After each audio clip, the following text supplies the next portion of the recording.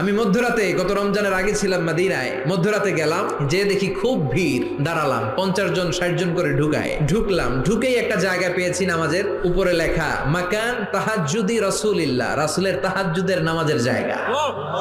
মানে এখানে রাতে তাহাজ্জুদ পড়তেন। প্রাণটা ভরে 2 রাকাত নামাজ পড়লাম, তারপরে আবার প্রথম কাতারে মানুষের সাথে ধাক্কাধাক্কি করে হাঁটতে শুরু করলাম। 1 সেকেন্ডের জন্য জায়গাটারে খালি পাবেন না। হাজার হাজার মানুষ, হাজার হাজার মহিলা, হাজার হাজার নারী পুরুষ সালাম দেয়। হাঁটতে লাগলাম, হাঁটতে হাঁটতে ডান দিকে কিবলা, বাম দিকে রাউদাতুম মিন রিয়াদিল জান্নাহ, তারপরে একটা ছোট্ট ঘর, ওই ঘরে বিশ্বনবীর হাতের বাম দিকে ঈসা আলাইহিস সালাম দুনিয়াতে এসে ঘুমাবে।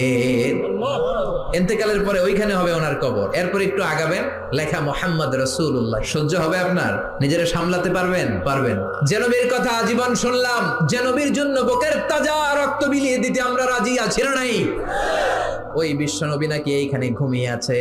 এই চিন্তা